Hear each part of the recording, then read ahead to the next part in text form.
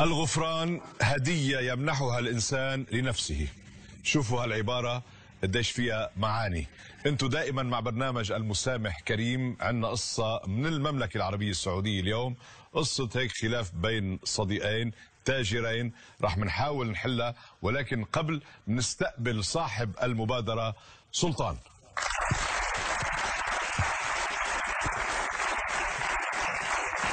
هلا سلطان، كيفك حبيبي؟ اهلا، تفضل تفضل سلطان. تخيلتك هيك كبير وشيبه وكذا. سلطان اهلا وسهلا فيك. الله يحييك ان شاء الله. طمنا عنك سلطان. اللهم لك الحمد لله ماشي. شو اخباركم؟ تمام الحمد لله. كيف نشاطك حاليا؟ تجارة. بالتجارة بعدك؟ تجارة. انت وين بالمملكة مقيم؟ في مكة المكرمة. في مكة المكرمة. في مكة المكرمة. جاي من مكة المكرمة ان شاء الله. يا اهلا وسهلا فيك. الله يحييك ان شاء الله. وبدي اخبركم خبريته لسلطان. سلطان عنده قصة مع صديقه ماجد، صديق عمره.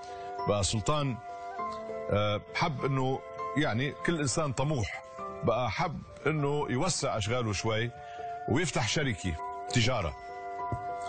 ما كان معه المال الكافي، كان ناقصه شوية فلوس. فكر بصديقه ماجد، قال هو الأنسب أنه يتشارك معه ويعملوا هذه الشركة. أنشأوا الشركة مش الشغل. بعدين يعني ما بعرف شو اللي حصل. ماجد طلب أنه يفسخ الشركة. ماجد لا والله ما طلب يفسخ الشركة، بس كل سنة بندفع انه هو مبلغ ونطلع نجيب بضاعة يعني. فجاء موسم رمضان اللي جاي على العيد، فلازم اجيب بضاعة يعني. فكلمته على اساس انه ندفع انه هو ونطلع نجيب بضاعة يعني. فهو اعتذر لانه ظروفه المادية كانت شوية مش كويسة. نعم. فاضطريت اني اسلف وطلعت جبت بضاعة ورجعت ثاني. فلما رجعت لازم من الارباح اسد الناس اللي تسلفت منها. اكيد. ايوه، فهو الله يصلحه ويهديه يحسبني اني ما بدي من الارباح او حاجه يعني. فصار سوء التفاهم يعني. شك فيك. بالضبط. ظن انه انت مش عم تعطيه حقه. حق. نعم. شو صار؟ شو حصل؟ والله فض الشراكه هو فجاه كده، ما شفت يعني، ما ادري فين راح. اخذ فلوسه؟ لا ما اخذ فلوسه، سابنا ومشي يعني. سابك ومشي. سابنا ومشي. وما عاد شفته؟ ما عاد شفته. لكم سنتين في قطيعة، سنتين بينك وبينه؟ تقريبا 4 ولا عاد سمعت بأخباره ولا أي شيء؟ والله من الشباب اسمع أخباره يعني. بس هو موجود في مكة؟ في جدة هو موجود. موجود في جدة. في جدة. وأنت في مكة؟ أنا في مكة. أنت في مكة. طيب أنا بشكرك أولا على ثقتك، وبشكرك أنك جيت على البرنامج، لأنه راغب أنت أنه ترجع العلاقة بينك وبين ماجد. أكيد لازم. أنت مخطي شيء؟ أنت حاسس بخطأ تجاه ماجد؟ والله العيش والملح، لو ماني حاسس بخطأ يعني لازم أحس بخطأ يعني. نعم. لازم أحس بخطأ يعني، لو مني ما زعلته فالصحبة تفرض علي إني لازم أحس بخطأ. طيب بما إنه صاحبك وبتعرفه منيح، كيف أخلاقه هو؟ كيف أطباعه؟ كيف؟ والله ما شاء الله تبارك الله، إنسان مرة كويس محترم خلوق جدا جدا إلى أبعد الحدود يعني. نعم. مرة خلوق يعني. نعم. شو بتتوقع منه؟ بتتوقع إنه يتجاوب معك؟ نقول إن شاء الله. إن شاء الله. إن شاء الله. إن شاء الله. ظني فيما إن شاء الله.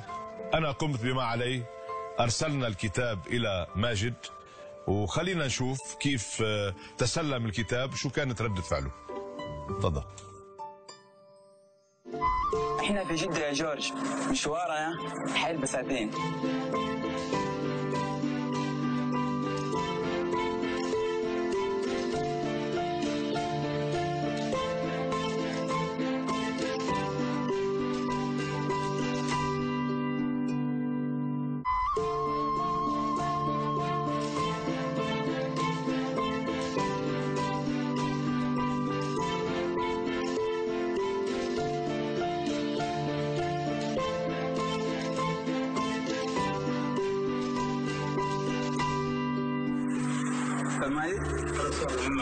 أنا من برنامج جورج، هذه دعوة حضور لبرنامج جورج قداحي.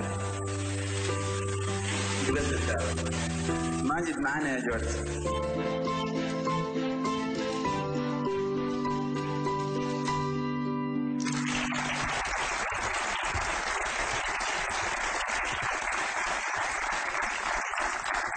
ماجد وافق، وماجد موجود في الخارج بينتظر إشارة مني بس لحتى أختصر لكم القصة اللي حكيتها أنا وسلطان. سلطان هو صاحب الدعوة، سلطان فتح شركة تجارية بينه وبين ماجد. ماجد كان صديقه وصديق عمره، بقى كان محتاج شوية فلوس، قال دخل ماجد، ولكن صارت الأمور بشكل بعكس ما تشتهيه السفن.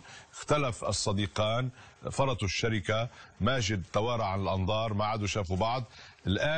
جاي سلطان لحتى يستعيد علاقته مع ماجد ويرجعوا من جديد أصدقاء. بقى بدي انده الأخ ماجد.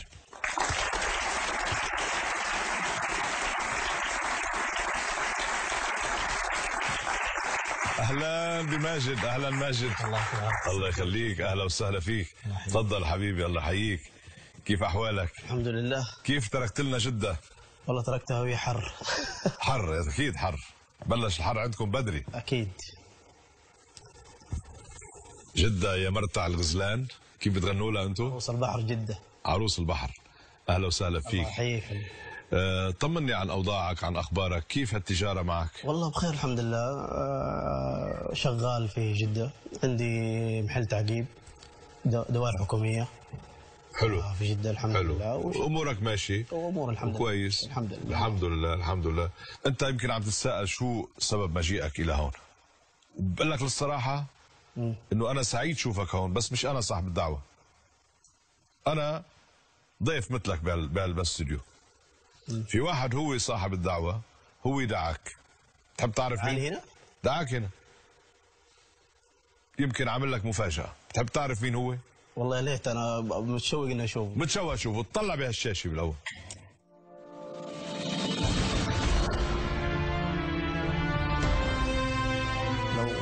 لو عارف اني جاي من جدة ما كنت جيت عشان ده لا الشخص.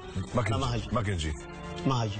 انا بقول لك الصراحه معك حق، بس هو شوف، هذا البرنامج اسمه المسامح كريم. المسامح كريم، بس في اغلاط تسامح فيها وفي اغلاط ما تسامح فيها. انت حر، انت اللي بتسامح او ما بتسامح. انت اللي بتسامح، صاحب العلاقه او بيسامح او ما بيسامح. اكيد. هذا الشخص هو يعتبر حاله انه يمكن اخطا، يعتبر حاله انه صار لازم، يمكن بحكم الصداقه بينكم خطا فادح.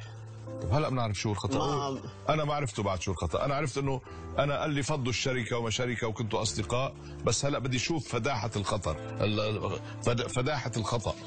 بس يعني تكبد عناء السفر لهون واجا وامام الملايين جاي يقول لك انا تكبدت خطا، ويعترف بذنبه وبخطئه ويطلب منك السماح. ذنبه ما ينغفر. ما ينغفر؟ ذنبه شخص يدخلك في ديون. اللي شو عمل لك؟ يدخلك مشاكل. اللي ماشي بيني وبين هذا الشخص نعم شراكه في محل ملابس. نعم. انا استلفت من البنك يمكن حدود 60,000. نعم. خشيت شراكه معه. نعم.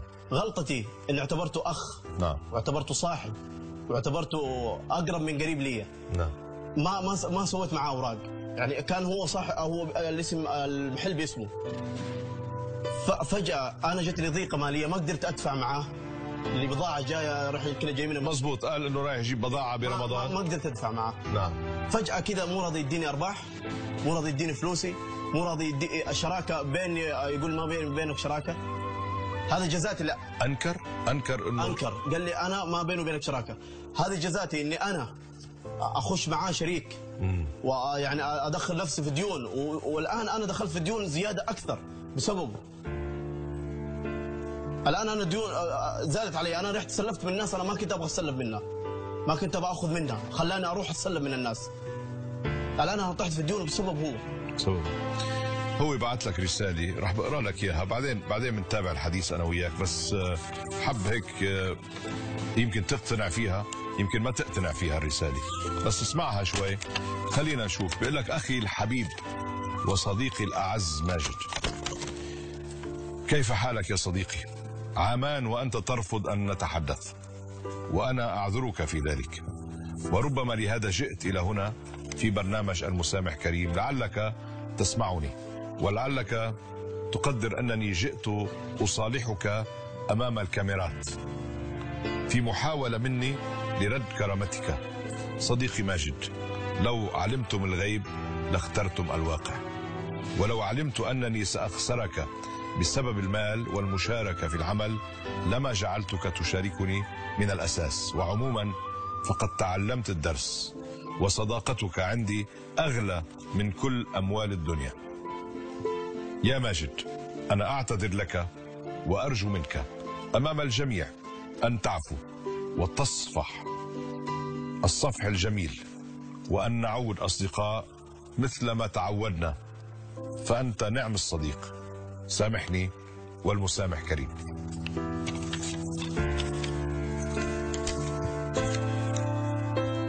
ايش رأيك بالكلام؟ والله ما نعرف شيء. انت بركي عنده ظروف، بركي كان عنده ظروف معينة. يبلغني فيها. خلينا نسمعه. يبلغني فيها. سلطان. اهلا سلطان، انا قريت له الرسالة لماجد، وماجد مثل ما شايفه انا يبدو عليه انه رجل خلوق، مثل ما انت وصفت لي اياه. على كل حال هو وصفك بهذا الوصف. قل له اللي بدك تقول له اياه. يعني هل صحيح انك اكلت عليه فلوسه الرجل؟ والله ما اكلت، بس هو لا أكل. فهم يعني. لا أكل. اتفقوا على النقطة. أكلت أو ما أكلت؟ ما اكلت، بس هو فهمني غلط يعني يا استاذ. اشرح له. طيب قل له هذه فرصة انك توضح فهمتك له. غلط فيش؟ فهمتني غلط لما ما رضيت يعني صارت لك ظروفك وما دفعت معي الفلوس، فاضطريت لي لازم أرباح. أنا لي أرباح. أنا دفعت معك 60,000. طيب اوكي لك ارباح. خلاص لي أرباح. تجيني أرباحي، تجيني فلوسي. اوكي لك حديك فلوسك يعني ما اختلف، بس لازم اسد الناس اول حاجه يعني. وانا كيف يعني طب انا يعني من برا جايبني. الا انت اخوي لازم تستناني يعني، لازم اسد الناس. اذا انت ما تستناني وتصبر علي، مين اللي حيصبر علي؟ الغريب حيصبر علي مثلا؟ ماجد طلع فيه. ليش ما بتطلع فيه ماجد؟ انت انظر عليه بالشاشة فوق. انظر له، اطلع فيه. ايه قل له. انا طيب ارباحي ايش اسوي فيها اللي عندك؟ حتجيك يا ماجد ان شاء الله، ما تشيل همها يعني. قلت لك ايش يثبت لي انها تيجي؟ كيف يا سلطان رح تجي؟ اكيد. انا اذا انا وياك كنا شراكه ما بيننا وبينه ورق وجحدت فيه وقلت لي ما عندك شيء، انا الان ابغى شيء يثبت لي، ابغى شيء يثبت لي انه انا فلوسها ترجع لي. شوف ارباحها ترجع لي. اللي تبغاه، لو اي شيء تبغاه انا راضي اني اسوي لك هو يعني. ايش تبغى تشوف؟ الشيء اللي يرضيك يعني يقنعك. انا تكتب الان ورقه قدام استاذ جورج انه ترجع لي كل ارباحي. ابشر. الان شيء غالي. تكتب الان واسلمها الان. والان قديش فلوسك يعني؟ قديش فلوسك ماجد؟ حدود 100,000. تكتب لي الان مع الارباح؟ مع الارباح. مع الارباح. يا سلطان عم بيقول بحدود 100,000. صحيح. انت جاي بدك تصالحه. اكيد. وبدك تسترجعه صديقك. اكيد. وانت عارف انه في متوجبات عليك. اكيد. انه الرجل ما اخذ حقه. بالضبط. وانت سالتك انا شو صار؟ قلت لي ساب، ترك وراح وما عندي خبر عنه. صحيح. لانه ترك زعلان، حس انك الفلوس اللي حطها بالشركه راحت، وبعدين في عنده ارباح ما اعطيته اياها. البضاعه اللي جبتها تاجرت فيها برمضان ربحت فيها ولا لا؟ صحيح. اكيد. طيب فاذا هلا عم بيطالبك بده ورقه الان مو مشكله. هلا بتعمل له ورقه؟ هلا بعمل له ورقه. طيب خلص اعمل له كانه عمل لك الورقه. يعني هلا بس تطلعوا من الاستوديو نعمل الورقه. اذا ما وفى بوعده في ربنا فوق. طبعا في ربنا. عارف انه في ربنا هينتقم. هياخذ حقي زي ما اخذت حقي. انا ما اخذت حقك. انا لو باخذ حقك يا ماجد ما كنت جيت ابى اصالحك. دعوة يعني. المظلوم انها مستجابه. اسمع انا لو ما برد لك حقك ما كنت جيت ابى اصالحك يعني. هذه النقطه. قال لك لولا ليش مش خليني اجي عاوز من اعطيك جده حقك ما للسعوديه جيت. الان عشان اصالحك يعني؟ كنت اكلت حقك وما جيت والله يعني. احتراما للجمهور والجورج انا كنت همشي. لا مش حنخليك والله تمشي. احتراما لهم وتقديرا لهم. بس ليك ماجد يعني هو عنده شعور صداقة تجاهك. صحيح انه في خلاف مادي، بس في شيء ابعد من المادة، انه بيعتبرك صديق. وهو فعلا حكى عنك كلام كثير جميل قبل ما تجي، لانه انا استنطقته واخذت منه شوية معلومات. خبرني وحكى عنك حقيقة صفات جيدة جدا. حتى هو كان متفائل وقال لي انا مثل ما بعرفه بده يسامح. بس هلا في شيء انه حقك لازم يوصل لك. حقك لازم يوصل لك. راح يوصل لك حقك. فوق الحق بدك تسامحه ولا لا؟ والله ما خلى طيب ليش عم تبكي اذا كان ما بيعني لك شيء هذا الانسان؟ فاذا بيعني لك بعده. جرحك، انما المشكله انه شو انه يعني عزيز عزيز. من يوم ما ولدته معي في الحاره. تفضل. اهلي يعرفوا بعض يعني. نعم. هذا اللي قهرني، يعني الاخ عزيز علي يكون صاحبي صح ياخذ مني. سيدي، ما نحن الانسان ضعيف، نحن بشر. انت مش ضعيف يا ماجد، ما بتوقع باخطاء، ما بترتكب اخطاء. يمكن احيانا منك ظالم ناس تانيين مثلا، يمكن لا، بس انه احيانا النفس اماره بالسوء، هذا بشر. ولكن خططه المهمه ومبادرته المهمه انه اجى على استوديو امام الملايين، اجى يقول لك انا بدي اعتذر منك واعطيك حقك، بس بدي ارجع انا وياك اصدقاء. شو بتقول له؟ بتقول له روح تبا لك وما بدي صداقتك؟ انا علموني على الكرم والتسامح. التسامح بدك تسامحه يعني؟ والورقه بنعملها برا.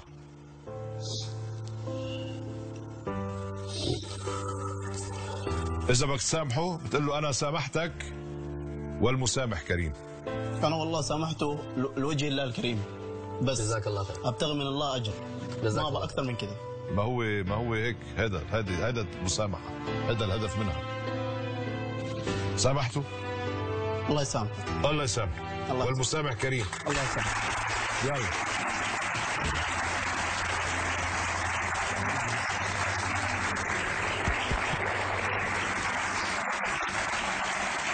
هو طيب كمان.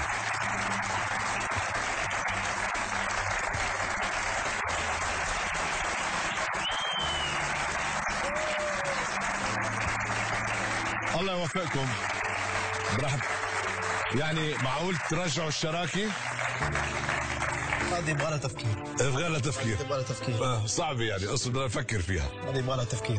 أنا بشكرك سلطان على شجاعتك وعلى يعني كرم أخلاقك إنك جيت لهون وثقتك فينا. شكرا لله. بس بدك تكمل هذه الأخلاق. أكيد. أنت وماجد. أكيد. في له حق عليك. عيوني ماجد. إن شاء الله. شكرا حبيبي. شكرا على كبر قلبك، وان شاء الله ترجعوا سوا بالسلامه على جده، تتفقوا مع بعضكم. هلا قعدوا برا ساووا هالورقه والله كريم. شكرا جدا. تفضل من هون. تفضل.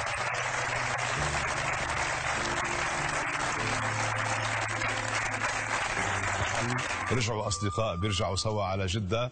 نحن بنلتقي بقصه جديده مع برنامج المسامح كريم.